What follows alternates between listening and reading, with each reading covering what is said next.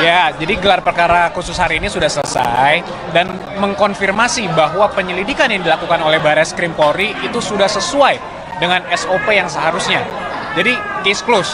Kita tidak melihat lagi ada chance bahwa mereka karena gini, tadi mereka tidak berhasil untuk menunjukkan di mana cacatnya penyelidikan Barreskrim. Mereka juga tidak berhasil untuk memberikan novum bukti baru. Ini ada bukti baru loh, bahwa ada dugaan ijazah palsu, sehingga mereka harus berhenti. Nah ini yang harus paling penting di situ. Nah, selama ini kan mereka mendalilkan kepalsuan.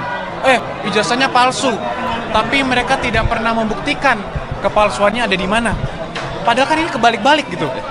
Masa mereka yang mendalilkan keaslian, tapi mereka yang itu kepalsuan, itu palsu.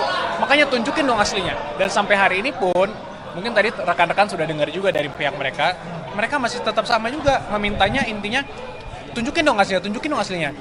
Tadi saya sampaikan juga pada saat gelar khusus, kalau kita tunjukkan pun, walaupun kami tidak ada kewajiban hukum ya, kalau kita tunjukkan pun, bagi apa Anda memiliki otoritas untuk menentukan ini asli atau tidak? UGM yang mengeluarkan sudah mengatakan ini asli, KPU yang memverifikasi sudah mengatakan ini asli, mereka lapor ke polisi juga sudah bilang ini asli, identik, tidak ada dugaan tindak pidana. Sekarang mereka minta lagi gelar, masih belum puas. Walaupun menurut kami, awalnya kami keberatan juga dengan ada gelar ini, karena kami tidak melihat esensi dan urgensinya. Cuman kami hormati tentunya sebagai warga negara yang taat hukum, Pak Jokowi juga memberikan kuasa kepada kami, hadir saja. Kemudian kami hadir, ternyata ya kita lihat, dipercaya atau tidak.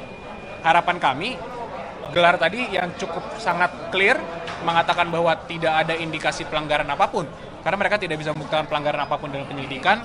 Ini mengkonfirmasi bahwa ijazah Pak Jokowi itu asli dan sudah tidak perlu diperdebatkan lagi. Itu yang paling penting. Enggak, tadi kan jadi gini, teknisnya kalau saya boleh jelaskan dikit ya. Tadi kalau gelar itu dari pihak penyidik menyampaikan paparan, kemudian dari pihak pendumas diberikan kesempatan menyampaikan hal-halnya. Dari semua yang disampaikan mereka, tidak ada satupun mereka yang menjelaskan ini adalah pelanggaran pasal perkap misalnya, atau perkaba, atau apapun itu. Jadi mereka sama sekali tidak dapat membuktikan ada kesalahan dalam penyelidikan. Nah, kemudian pihak kami diberikan kesempatan kan untuk pemaparan. Kami memaparkan juga bla bla bla semua bukti yang kita sudah punya, dan kita juga melihat lagi semua hasil penyelidikan yang sudah dilakukan oleh Barreskrim Polri. Dan itu sudah mengkonfirmasi semua yang telah dilakukan. Artinya begini, sekarang gelar perkara khusus mereka yang minta loh. Kami sebenarnya juga tidak berkewajiban hadir, kami juga sebenarnya tidak setuju awalnya, namun kami menghormati proses hukum. Nah setelah ini apa? Ya kita lihat bersama, kalau ini ternyata masih diteruskan, ya berarti mungkin ini bukan permasalahan hukum lagi. Mungkin semua masyarakat bisa menilai sebenarnya tujuannya apa. Karena permasalahan hukum kan harus ada endingnya. Semua orang berhak untuk mendapatkan kepastian hukum. Selama ini kan dari pihak pendumas atau pelapor yang mendalilkan, ya ini kami dirugikan dan lain-lain, walaupun kami juga melihat tidak ada kerugian dari mereka dan mereka tidak bisa membuktikan dalilnya. Nah, sekarang tolong dong, kepentingan hukum hak asasi Pak Jokowi sebagai terlapor juga harus dilindungi.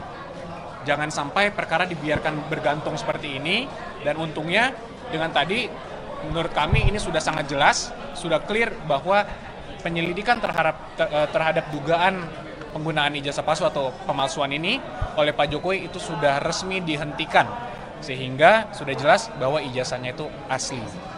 Gitu, berarti dari analisis press conference dan Ella yang tadi disampaikan oleh tim Polri. Nah, cocok nih. Tadi kami menghadirkan ahli juga. Joshua nih. Nah, ini ahli Pak Joshua Sinambela yang kami hadirkan karena gini. Kalau gelar perkara itu kan bukan menilai materinya sebenarnya. Jadi prosedur-prosedurnya. Jadi mungkin Pak Joshua Sinambela bisa menjelaskan sedikit.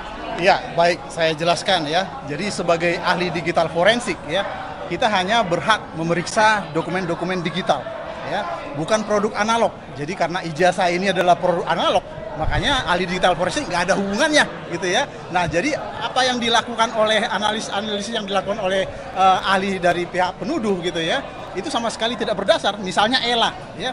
Apa itu ELA? Error level analysis itu hanya bisa digunakan untuk mendeteksi tampering di file-file digital ya, bukan ijazah fisik. Ya, jadi ketika misalnya ijazah fisik itu difoto, diupload ke internet, gitu ya, kemudian dideteksi adanya tampering atau ada perubahan data di sana, itu tidak bisa dengan ELA karena dia tidak mendeteksi perubahan yang ada di dokumen fisiknya. Dia hanya bisa mendeteksi adanya tampering di dokumen-dokumen digitalnya. Kira-kira seperti itu, ya. Mas Yakub, berarti